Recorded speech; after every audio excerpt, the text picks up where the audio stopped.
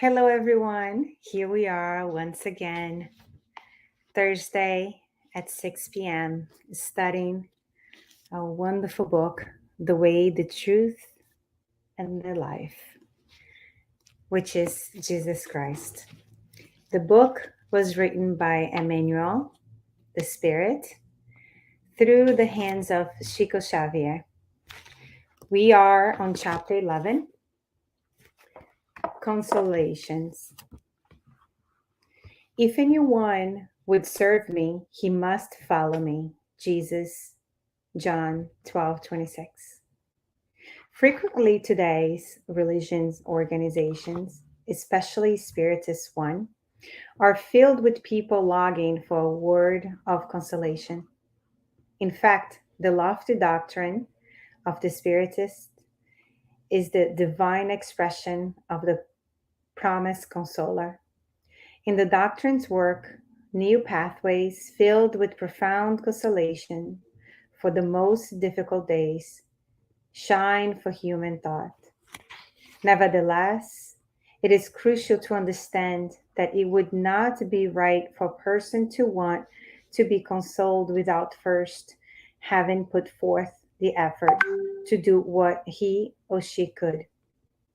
Many people ask for help from the messengers of the invisible realm, but how can they receive if they have come to the point of abandoning themselves to the whims of the impetuous winds that blow so strongly to imperil their path? Spiritual consolation is not like the world's bread, which passes mechanically from one hand to another to satiate the body's hunger. Spiritual consolation is like the sun, which is the same for everybody, but which shines only in the places where there is no closed stronghold for the darkness to hide in. Jesus' disciples may say they need consolation. That is natural. However, before asking for it, they must know whether or not they are truly serving and following the Master. Christ has never failed to keep his promise. His divine kingdom is built upon everlasting consolations. But in order to reach that kingdom, it is necessary to follow in his steps. And everybody knows what Jesus' path was like as he walked amongst the stones of this world.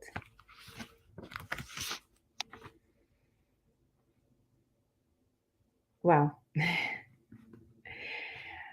I see myself always asking for something. Please, Jesus, help me to stay stronger in this situation, to remain calm. I'm always asking for consolation. And what I have realized is that for myself, when I do ask for consolation, if I am not in a state of gratitude or in a state of peace or in a state of inner strength where I know I am doing my best to become a better human being, then I am able to feel the consolation more. And I am sure the other way happens when I am frustrated and I still I am in need of being consoled. I am more likely not to even feel the consolation that comes from our Master and from God. So this is pretty much a two-way street, right? We must do our part, and the heavens, which is our brothers and sisters that are our guardian angels, and Jesus Christ as well, and God will help us. We will be able to feel their consolation much more than if we are not doing our inner work. I noticed that the author emphasized this point. Nevertheless, it is crucial to understand that it would not be right for a person to want to be consoled without first having put forth the effort to do what he or she could. pretty much it. What are the efforts that we are putting in every single day to better ourselves, to do this inner journey and growth? Those are so important. A must in order for us to be able to feel these blessings. Not that those blessings are not around us, they are constantly. We are immersed in God's love. But because we are at times so dense and so heavy that it's hard to feel the love when we are detached from ourselves and from everything around us. And something else interesting that I found is that same page, 1, 2, 3, the fourth paragraph, it says, many people ask for help from the messages of the invisible realm, but how can they receive it if they have come to the point of abandoning themselves to the whims of the impetuous winds that blow so strongly to imperil their path? So it goes back to the main idea that no matter what tribulation you're going through in your life, as long as we are able to stay in a state of faith and prayer, then we are able to receive more of those blessings.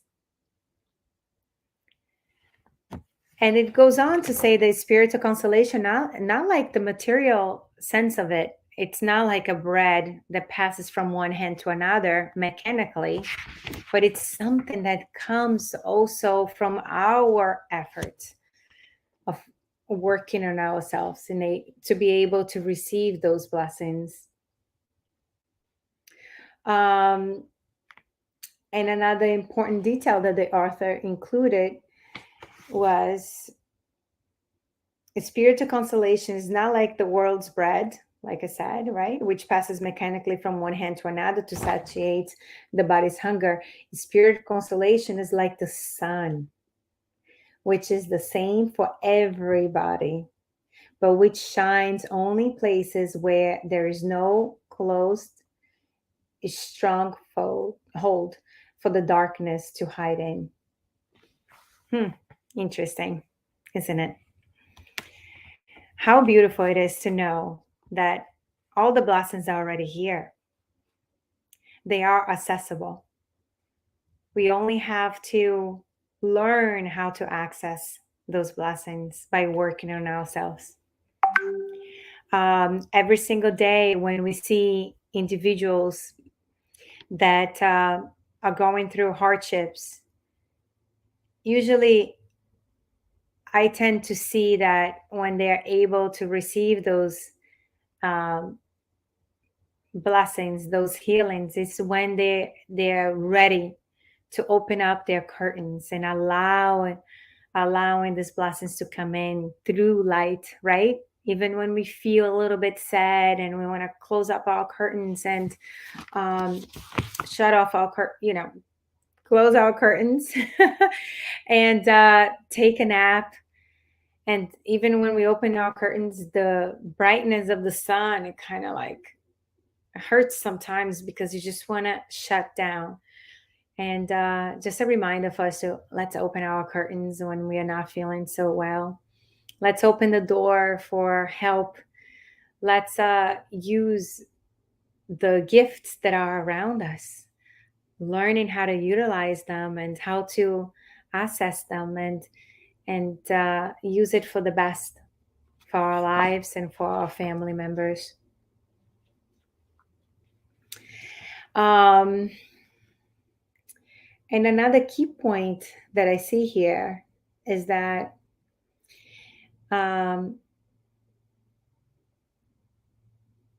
when the disciple needed consolation, it said, however, before asking for it, they must know whether or not they are truly serving and following the master.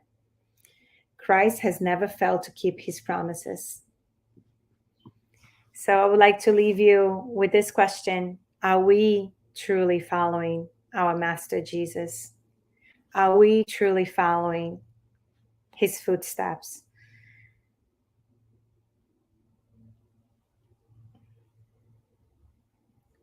Are we following 100%, it's almost impossible in the stage that the planet Earth is at this moment. But at least we can give our best at that moment. Whatever's going on with our lives, we give our best to follow his footsteps and to be able to live the life that he taught us to live. That's all he wants, for us to try our best. And therefore, we will be able to always feel the consolation, just like the wind blowing and kissing our face. We feel good when we are in this beautiful nature, feeling the wind, and just like walk in the park when it's so beautiful, so many flowers and the birds and the nature. So let's remember that, always to open ourselves up to receive the consolation, to feel them, and know that everything is around us. We just need to learn how to see them, feel them, experience them. And with that being said, let's close our eyes. Taking an in breath in, hold it, and letting it out slowly. Two more times. Let's take a inhale in, hold it, and slowly letting it out. A last breath. Let's take a deep breath in, hold it, and letting it out.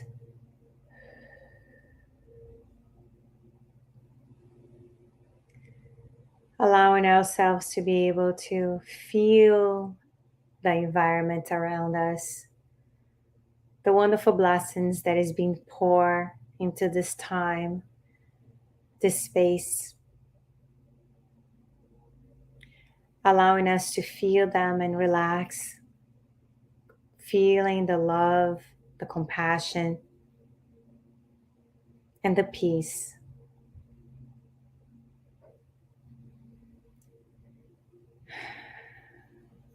We ask God for always to continue to bless us, but mostly helping us to be able to open up so that we can feel his blessings.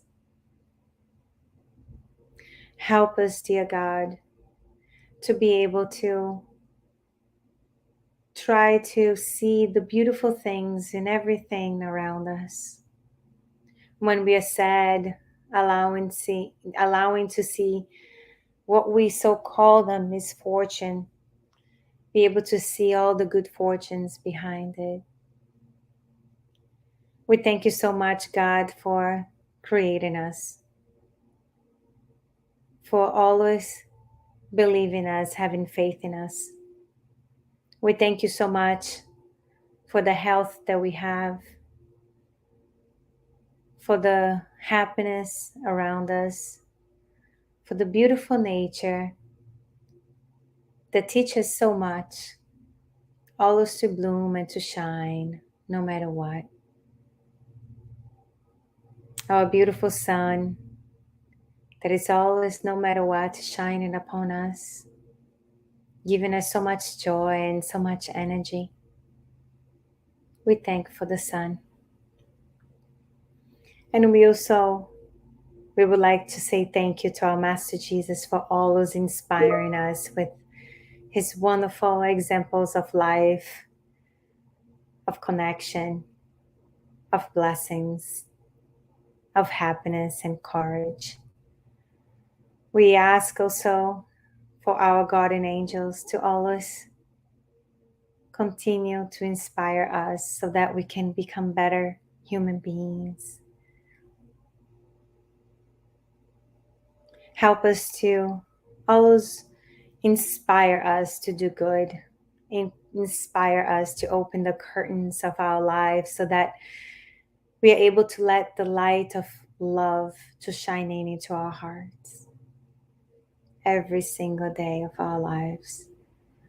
We thank you so much for the opportunity to be here today, studying together, praying together, and connecting with one another. Please bless Kardec Radio and all its volunteers, directors, supporters. Bless this beautiful medium that brings so much knowledge and wisdom and love to our lives.